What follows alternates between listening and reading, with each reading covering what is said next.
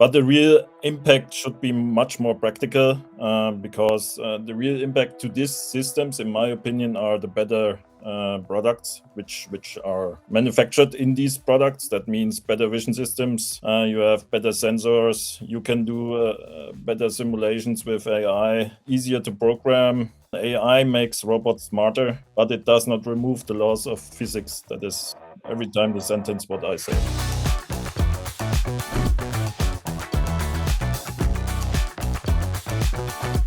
To learn from our very esteemed guest, who I'm honored to have here today, who is Tobias Klaus, who is an insight expert in robotics and also an industry leader. So, without further ado, I am going to introduce you to Tobias Klaus. Hello, everyone. Thank you, William, for the intro. Now a short heads up from my side. I am Toby, so you can, if you have a question, please write Toby. It's easier in English. I am over 10 years now in the automation sector, in the robotics, also in the AI industry, and I'm happy to be here.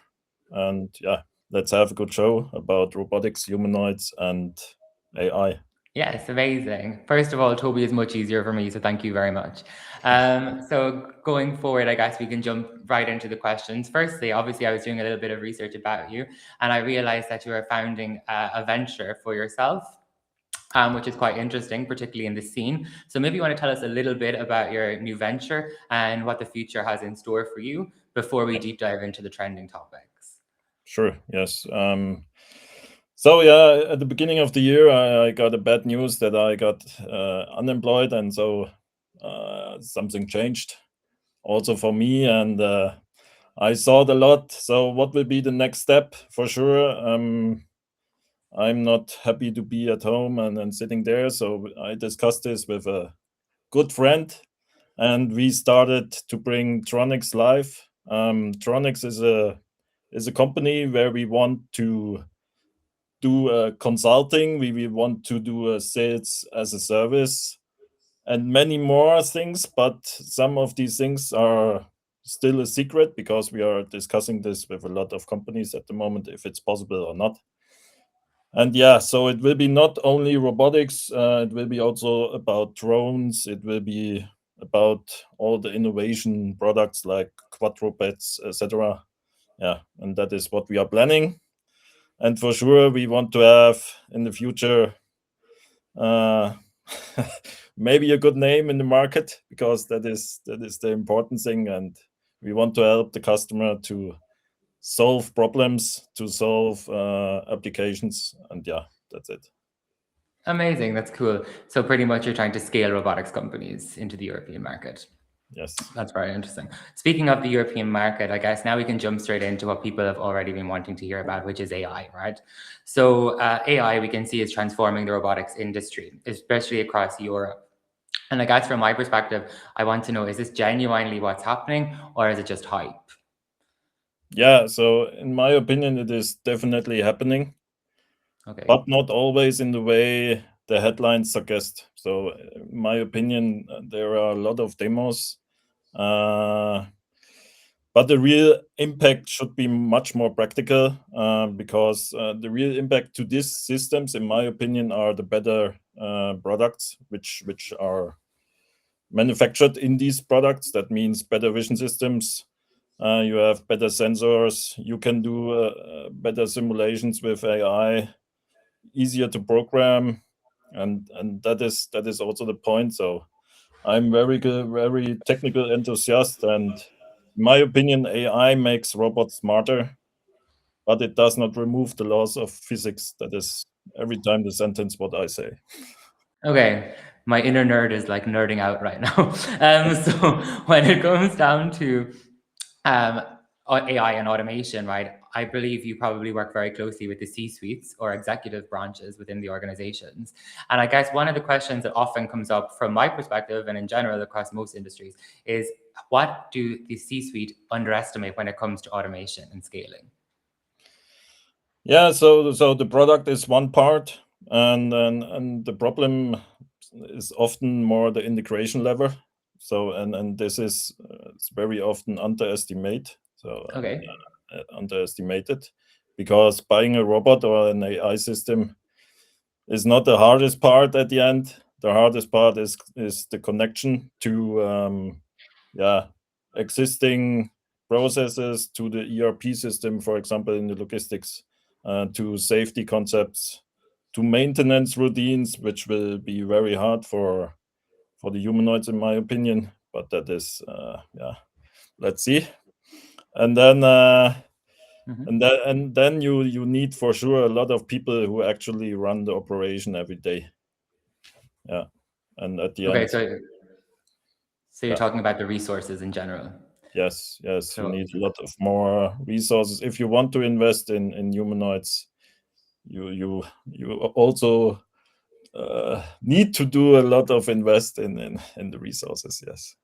Okay. So yeah, so again, and that brings me into my next question actually, which is targeted on operational pressure, right?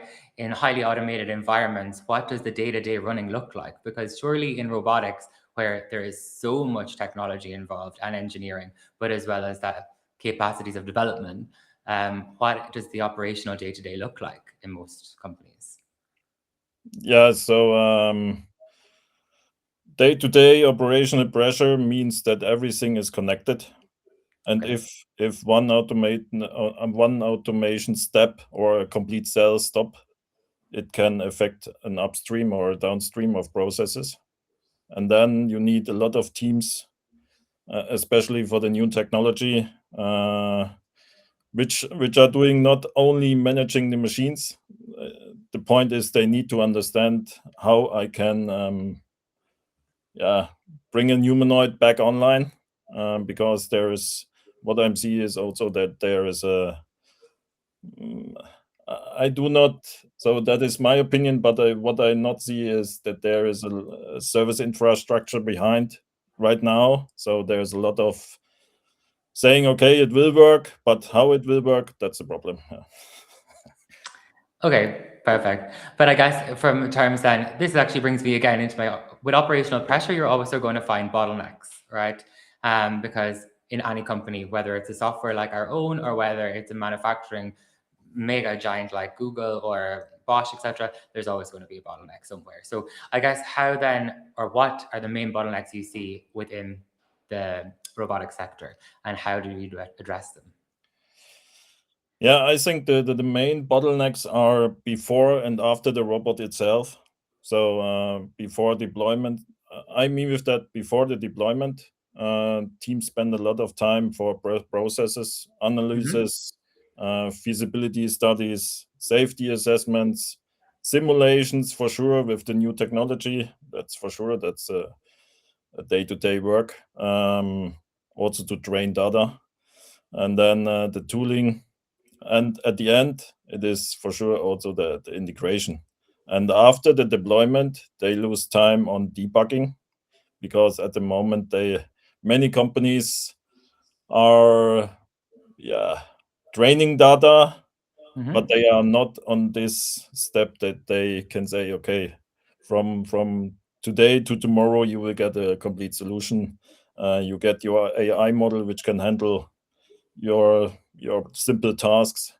That is still on training. That's my opinion. And and then you have for sure what you see also in the industry is if there is a changeover of the process, then you need to retrain it. Okay. So it's not completely autonomous, in my opinion. For sure, it is. On social media, you see a lot of videos of different companies where they say, okay, it's an autonomous system. And then you are going out on an exhibition, then the walking is not really autonomous. So there is someone with the joystick behind and bring the guy to walk. And so, yeah. But these are the bottlenecks, in my opinion. Yeah. Okay. I guess, look, coming from my perspective, in every kind of sector or every department, AI is really having an impact in general. But I kind of feel like once it's been rolled out, you get excited about it at the very beginning and then somehow get a little bit annoyed about it at times. And do you think this is happening in the robotics sector also? Or do you think it's really energetic and it's motivating teams to produce at a higher level? Yeah, that is also, I think that is a good point also to the audience, because sometimes I listen more that I instead of speaking, because I want to learn. That is the sales behind, because I'm now over 10 years in the sales. So, and for me, there is questions. Yeah. And so for sure, after the excitement of the products, the organization usually enters the reality phase. That is my opinion. And then the questions are raising up. Who owns the system? Who maintains it? What happens when the output is wrong? How do we measure the ROI with this system? I think many of you saw a video where a humanoid in the US helped an OEM or Hmm. supported a process in the OEM manufacturing. And at the end, so for sure he did it, but the ROI was so bad. Uh, yeah, Okay. we saw the calculation afterwards and thought about it and think, yeah, okay, you can also solve it with a standard robot arm and maybe a AMR uh, to have a mobility or mobile robot cell. Um, Okay. yeah, and then at the end you have also the problem: how do we handle compliance, cybersecurity? That's a big Yes. topic, especially for the new technology, and for sure also the data quality, because if you change a little thing in your process, you need to train it yourself, or you need to ask someone who wants to train it, and then you spend also a lot money for the data training, only that you change maybe the part from 5 to 10 centimeters or something else. Yep. Yeah, I 100% agree. And I mean, especially in Europe, right? We love policy, especially when it comes to data security. that is that Um, is right. Yes. Yeah. that actually brings me to my next question, because one of the things we see a lot online, and across most industries, right, but especially with the robotics side, is people tend to jump into using AI without thinking of the consequences because they're afraid of being left behind rather than thinking of the rollout, which is kind of what you're hinting on, right? Yeah. Yeah. So I'm very active on LinkedIn, so I have also over 50K followers there, and you see, and follow also a lot of people which are in this industry, and you see sometimes videos where I think, okay, uh, AI is so good that you that you don't think it is AI, but yeah, there is also many softwares in the internet where you can check if the video is made with AI or not. So, and in my opinion, it is both. So some companies have very clear operational drivers. They, Mm-hmm. they want to have a labor shortage. They want to solve quality issues. They have safety risk, cost pressure, or to be more, or the need. That was a headline for humanoids to be more flexible in the production line. Uh-huh. But then, yeah, for them, AI and robotics are tools to solve specific problems. But on the other side, uh, yeah, what is if there is a system not running? What is if the urgency can be useful because it creates momentum, but it becomes dangerous when the technology is selected. So that is sometimes also very unclear in my opinion. So many Yeah. many of them wants to have AI, but they do not understand the problems behind. Yeah, but to be honest, this happens across the boards. But it's interesting that it happens in robotics, where you would think innovation is like the number one criteria. Yeah. Um, but that actually, I'm going to circle back to something you said about regulations in Europe, etc. So when it comes to like how are European regulations slowing the robotics adoption down, do you think, like from a budget perspective or technology or even internal politics? Because it is quite a hot topic, right? You see a lot of people talking about it, about regulatory Yes. affairs, Yeah. etc. Yes. So maybe you Yeah. have some. So if you are on an exhibition and you talk to the robot manufacturers. I do not want to say every time humanoid manufacturers. The robot manufacturers which are coming from Asia or the US, so their regulation is definitely not too so high as we expect this in Europe or have it in Europe, and that is definitely adding a lot of work for the companies. For sure, if you are looking to a humanoid, then the keyword came up or comes up, dark factory. But Okay. yeah, in my opinion, that is a little bit way to go. So it will come for sure, and I trust in this, but it will take some time to be there. And then yeah, for me it's not only a blocker in robotics safety and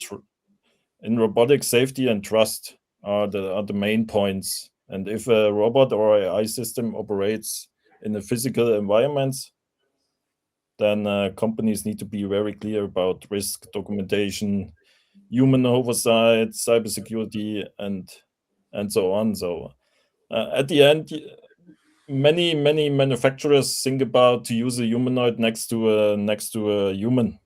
Okay.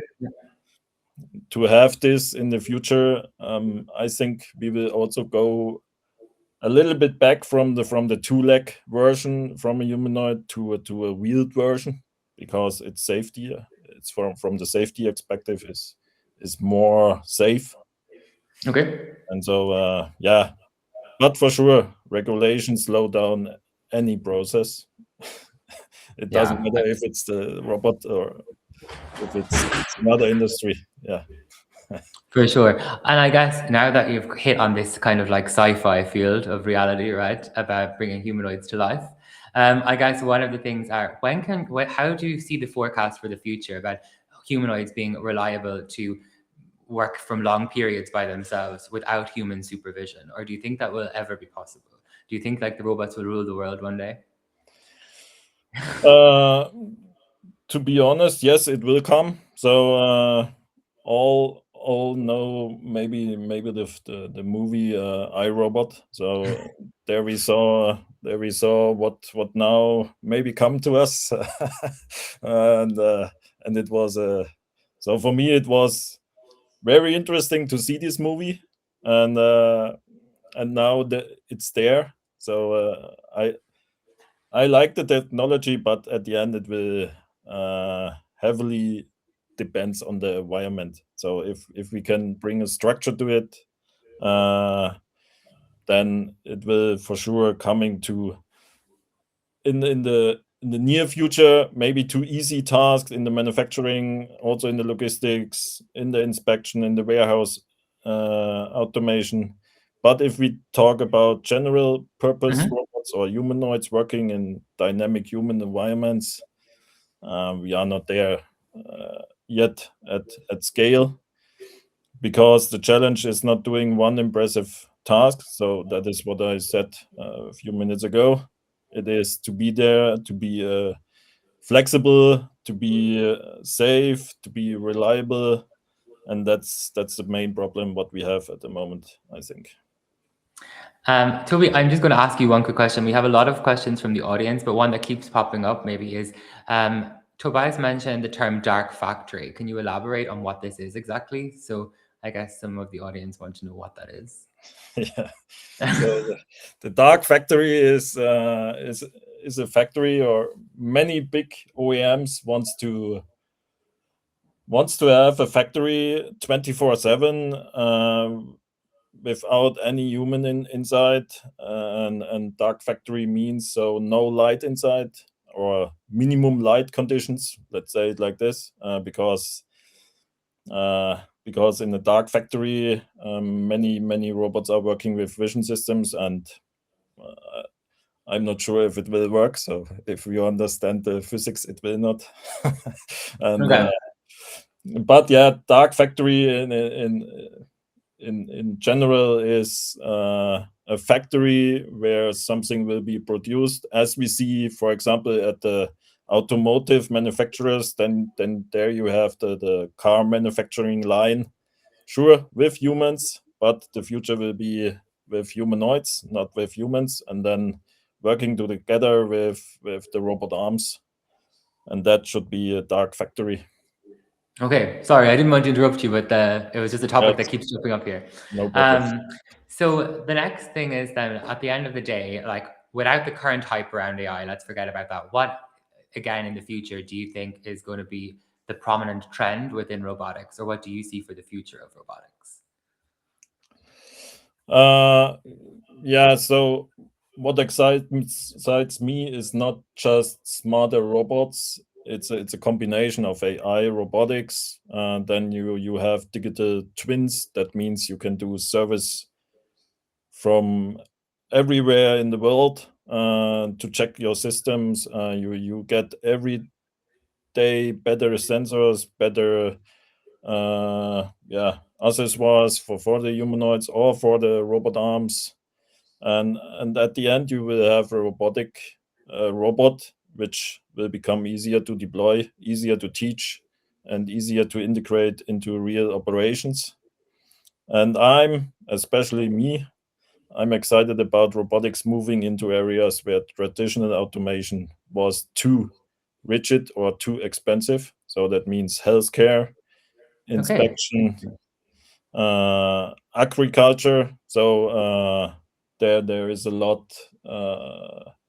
There's a lot demand for agriculture scenarios like taking the food from the field or something else. So all of you know Sparkle. Yeah, Sprago. So In maybe in English, the we call it future asparagus.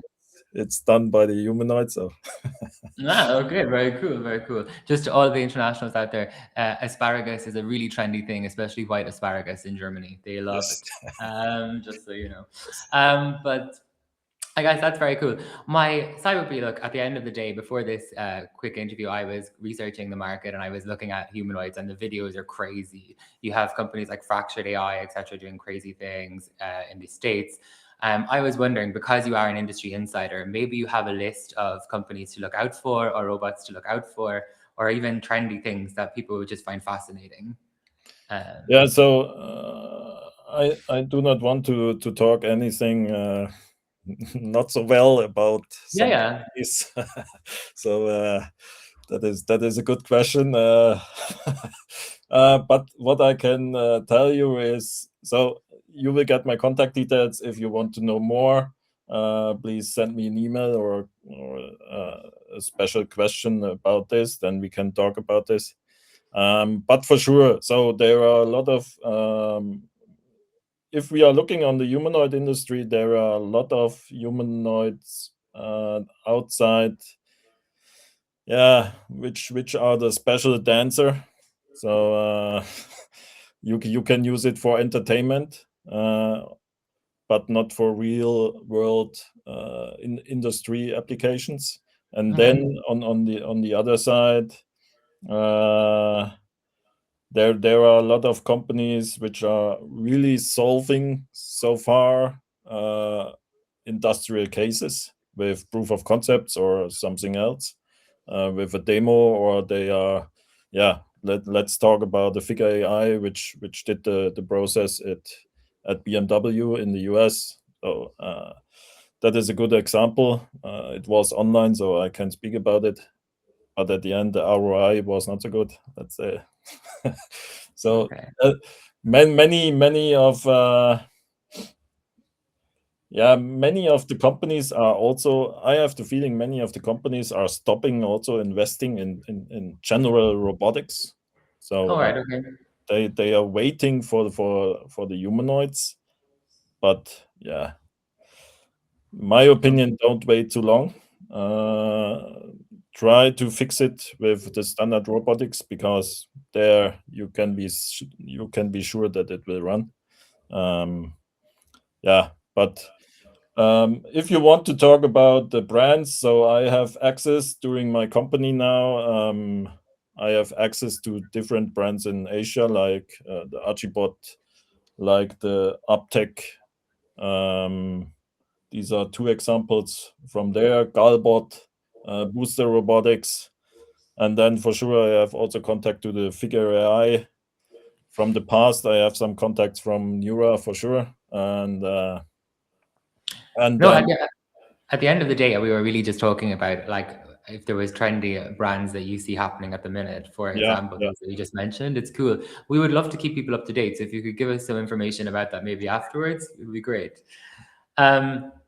I guess the next question that we would have is actually, we created a poll online, which many of you probably seen because many of you did vote in it. And one of the questions that ranked the highest on the poll is, I'm going to read it out from my cards here, so excuse my reading. But AI had reduced operational complexity within organizations, and most respondents said it had significantly. In your view, where has AI made the biggest impact in robotics so far? So I'm going to ask you to answer that question. That's a good question, yes.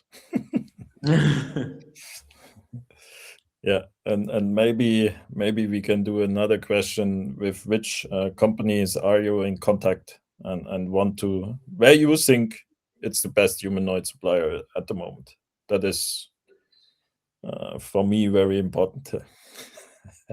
Yeah.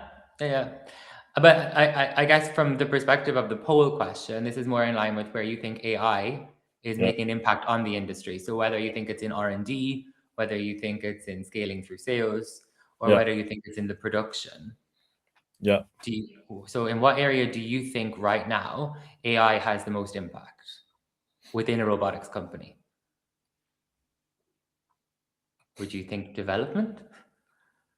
Do you ask me? Yes, that's the question. Okay, yeah. In my opinion, it is complexity. So AI is really helping. It helps you also in your standard day-to-day work. For example, you are working with ChatGPT, you are working with Cloud, you are working with Gamma AI. You are using this in your standard work to be more efficient, more fast, and then for sure the complexity behind is not anymore your topic. Sometimes that means if you want to write an email, for example, and you are getting not the right words, put it in ChatGPT, and the complexity is away because ChatGPT is doing this. So I'm using it every day. Different programs. But for me, it reduces a lot complexity, not only in the standard day-to-day life, also in the simulations, for example, in the programming support. If you ask the right questions, you get the right output of several AI features, and that is where I think it is. For sure. I guess another question that comes up a lot is when you see, so this is coming from the audience, by the way. So when we see a lot of rumors online about like things that are happening in the robotics industry, I mean, what are the biggest rumors you know to just be false, but that you see everywhere online? Or are there rumor like things that are just made up that you laugh at from being in the industry? Yes. So what do you mean with the rumor? So maybe you hear something and you think this is not real, or this does not exist, but people are, social media and AI is creating a lot of content that is not real, for example, and robotics is one of those fields that gets hit a lot with fake content. So it's just curious to see if you have anything that you'd like to debunk. Yeah. So if you are seeing a lot of applications where you think about, I think it is a difficult question. So for the standard AI, there are a lot of videos online where you see, okay, that is not possible, and you you can contact me if you want to have some tools to find it out if it's possible or not, or if it's true. Let's say it like this. I can give you that, and for the robotics, Um, No, it's okay. I mean, if I if check it's not every day. I check every day the LinkedIn pages, and sometimes I think, okay, yeah, that is a real fake one, but yeah. yeah, fair enough. Yeah, I got it. And I guess then the next thing that I would ask you is, because we're coming to like the Q&A section in general now. One of the things is you mentioned resources. So this is coming up here. So do you think within the robotics industry that AI is helping with resource management, or helping with resources having more time to manage other areas like production, for example? Both, I think. So in the general operation processes, it will help a lot. So for sure, many of you have maybe a CRM system. Many of you has an ERP system. So these supplier of these systems are also using a lot of AI in the background to make some data collection, etc. And for sure, it will help also a lot in the production area with simulations. So if you have a failure somewhere in the machine, you want to find out, you can use your digital twin, you can use the AI to run the process, and then find out where it is, where the failure comes from, and check it before you go there. So in my opinion, it will help on the operation side, but also on the production side a lot in the future, to be Interesting. more efficient, to be fast, because that's what I see every day. So it helps me a lot to save time. Let's say it like this. Yeah. And time is cost money, and nobody has money. Let's say. Oh, well, at the end of the day, look, people are always trying to innovate. That's the whole point, purpose, Yeah, right? yeah, yeah. I guess I'm going to circle back. So you mentioned that your forecast is in sales and in partnerships, etc. So I'm wondering how you see AI enabling sales enablement within robotics, and do you think it will help companies scale, working with companies like yourselves, etc., in order to get into the different markets, for example, European market, the US market, etc. Yeah. So these markets are very. Yeah, it's not the same. So if you are working in Europe, or especially in the DACH area, so Germany, Austria, Switzerland, they are very looking for trustful systems. So you need to. My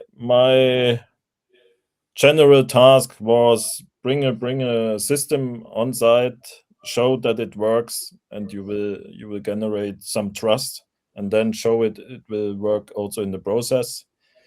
Then for sure you will get some inquiries for it, or you can send an offer and discuss the next steps. For the Asian market, I think they are very innovative. Okay. They are not really waiting like the US, like the Americans. They are not waiting. They want to try it, and that's, in my opinion, the right way. So. Uh, 2 weeks ago, someone said to me, "Okay, I was 2 weeks in China. They are not really working so much more, but they are more people." So Yep. So I guess we can move on to the next question, because our Q&A is really heating up here, so it's fun. One of the things that has come up is the discussion. I hope it covers vision-enabled AI, because it's hard to argue that it helps in robotics, right? So maybe you can give me some feedback on this concept, because this is new to me. So maybe you can give some insights. yeah, so from my experience, I worked for some vision suppliers, and they are using also AI, but then it is different. So I know someone who is also here. He is doing AI for vision systems, but many of them, yeah, all of them are talking about AI, but at the end it is a deep learning training. It costs also a lot of time to train vision data in the process, and then use it for the process. So, and there, if you have the right technology behind, so if you are really using AI and not saying it is AI, but using another technology, then for sure it will help a lot. Interesting. Another question that is after popping up more than once now is, what is the best way for someone to get into the robotics industrial field? And do you have a good roadmap based on your experience? Yeah, so it depends what you want to do. So I can only answer this from the sales and marketing perspective. If you want to enter the robotics, yeah, for sure you need to bring the right interest for this topic. It is a market where you see a lot of competition. So it's also hard to sell sometimes because at the end in Germany especially there is a lot of pricing discussions. But if you want to enter the robotics field, contact me afterwards and we can discuss this more. I can give you some names where you can discuss maybe a possible opportunity to work with, or we can discuss a possible opportunity. And it depends on your background, what you have. But yeah, if I say every time, if you are in the robotics, you will stay in the robotics, because for me it's the best industry. You see one guy, last year I saw one guy in this company, and this year he is in another company, but he is still in the robotics because he do not want to leave the robotics. And that is also my opinion. So if you are in the robotics field, then you don't want to be out of that. Fair enough. I completely agree. I mean, it's the same in every industry, right? Once you get in and you work your way up, it's you kind of wrote out your own roadmap. Yeah. One of the questions that also comes up is about you that works in sales and predominantly within sales and marketing within the robotics industry is, what data or touch points do you look at when you're talking about creating funnel or scaling a robotics business? What data I'm looking for is it depends on the strategy, but at the moment, so for the strategy at T2ronics, let's bring it to the point. We are looking for partnerships. Partnerships in this case that we want to have OEMs working with us on a sales as a service agreement or robot as a service agreement. It depends what we want to discuss. And then for sure, I'm using also the AI features about which we talked a few minutes ago, to find the right list of OEMs, or if I'm looking for logistics companies, or I'm looking for automotive or electronics. So you can use the tools to get the right list, and then for sure you can use also LinkedIn. If you get the company, you can do a research on LinkedIn for the right contact, and then if you have luck, then Okay, so it's kind of like a classical sales format, really. Yeah, sure. So yeah, okay. So the strategy is AI helps a lot to be more fast and more efficient, but for sure it is still the classical thing. okay. I guess we're going back to an engineer with this question or something along those lines. But the question is, what worries you the most about the current pace of AI adoption within this industrial environment of robotics? I cannot. So I can repeat it. So what worries you the most about the current pace, so speed of AI adoption within robotics? That is a good question for an engineer. You are right. So for me, yeah, it depends. It depends in which area, in which area we are on the planet. One area is much faster. Okay. Also in the humanoids, because they are doing. They are not talking about it. And yeah, but I'm also like so my spirit is also like this. So I'm doing it, not talking about it, because talking takes time for sure. You need sometimes to make to get a commitment, but doing it is the right way.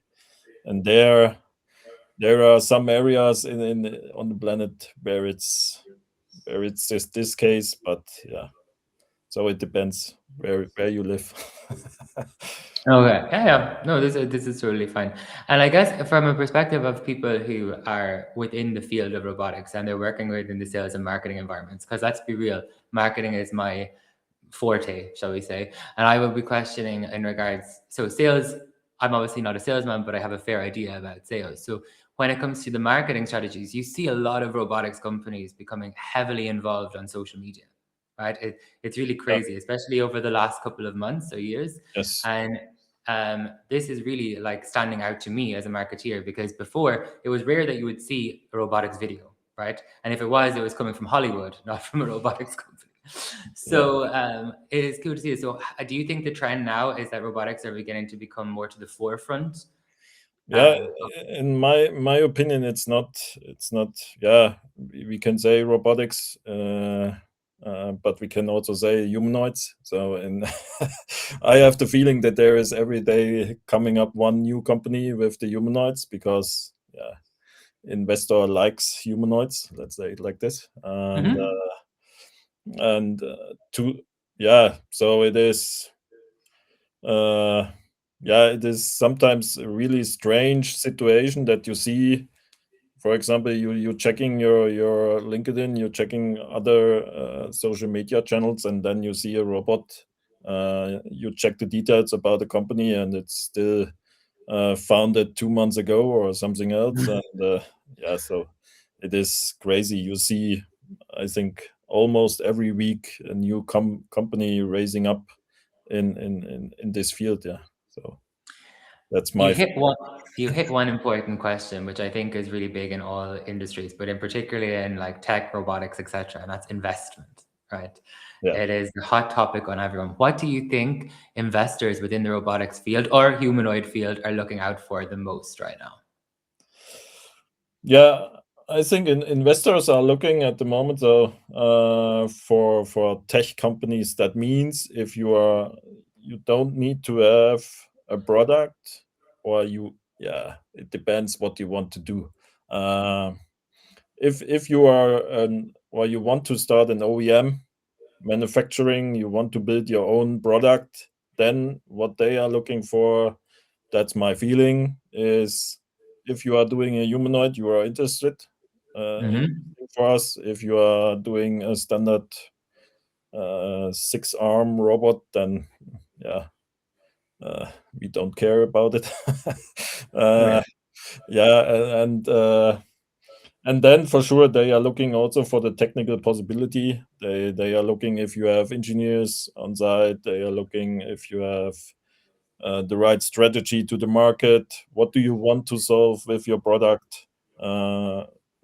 Yeah, and then for sure you can discuss with them a lot. But yeah, so in Germany you have some good examples where AI generated a lot of investments. Okay, that's true. Yeah, we're all well aware of this right now. Yes. It's a new, but my other question would be when it comes to investment, with let's just say within humanoids or within the robotics field. I know maybe this is not your forte, so forgive me. You can say you're not aware, but is investment heavily coming within Europe or is it coming from the Americas, etc., like the US? Because you see a lot of American investment, right? Yeah, you see a lot of American investment, and then what I also see is that a lot of Chinese brands are Okay. taking investments to European companies or taking over European companies. I think the best example is KUKA. Mm-hmm. Is Yeah. so Midea is holding this company, and yeah, so it is. For sure, there are also companies in Europe which are investing in Europe, but in my feeling, they are also doing investments in the Asian and Pacific. For example, the Indians companies are raising up a lot, not only the Chinese ones, and Japan, Korea. Yeah, but for sure, if you see the main channel, I think it's from the US and Asia to Europe. Yes. So do you think then, hypothetically, that Europe is beginning to fall behind competitively within the robotics field? It's not falling behind. It is we have a lot more things to cover, like the regulations, the government. If you see, for example, the Asian market and the Asian government, they are supporting their companies because they are trusting in the technology, and that is what I especially missing here in Europe. So All right, okay. if you are looking to Germany or something else, some other countries, they are not really pushing the technology in Germany. So if there is a technology, this technology will be pushed outside of Europe from them to be Okay. better in Yeah. the market, and that is the main problem what I have with the European area, that they not really see what really interesting technologies we have here in Europe, and don't support it. Yes, and Oh, then so yeah, the visibility of our own companies is just falling a little bit off the radar. yeah. Yeah, I get it.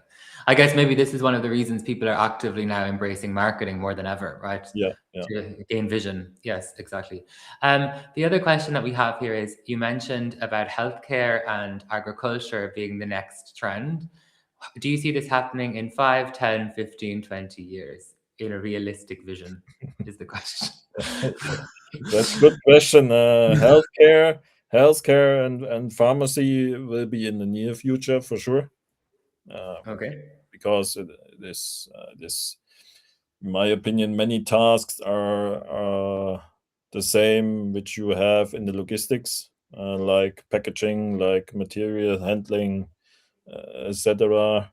Um, and so for pharma and healthcare, I think it will be in the next 3 to 5 years that we Mhm. see, or for sure it can be also that we see easy applications next year. But the really big applications, or the heavy processes in this case, that they are very critical, we will see in 3 to 5 years. And in the agriculture, yeah, there we have the problem that it is an outside process a lot, and the systems are not really water resistant. Okay. Yeah. Okay. So you will have the problem, but and if you put over overall that you have something on it, yeah, you then you have no sensors anymore, you have no visions, because you have a jacket, for example, or something else. You cannot feel it or see it what you are doing. And but for sure, if there is an OEM coming up which is specialized on outdoor applications, in this case, maybe also for humanoids, I think he will have a good chance to grow in the market. Okay. As we're coming towards the end of the show, I'm only going to get one more question in, but we do have quite a number more lined up. So Yes. if you are interested, what we will do is we will share the contact details of Tobias after the call, Yeah. so that you'll be able to ask him directly. And without further ado, we can go to the final question. So the final question is, you said that you're based in sales. What are the largest challenges faced by salespeople within the robotics industry? Yeah, if you are looking in the standard robotics, for sure there are a lot of competition in the market. But the good thing is, many OEMs are specialized on one industry, for example, welding, or in the logistics. Uh, yeah, but it is for sure still a challenge. then we come back to the topic, because many companies are now waiting for the new technology, for the humanoids. And if you are looking for the humanoids, I think that the biggest topic in this is telling the truth, building trust, because if the company is interested in humanoids, they will wait for it. But yeah, if you are looking forward to the next 2 to 5 years, they will be a lot of more humanoids in the world, and also there will be a lot more possible in the field. And yeah, so that is also my mindset, telling the truth. It doesn't matter how long it will take, but yeah, some at the end you will sell more if you are talking the reality, let's say it like this.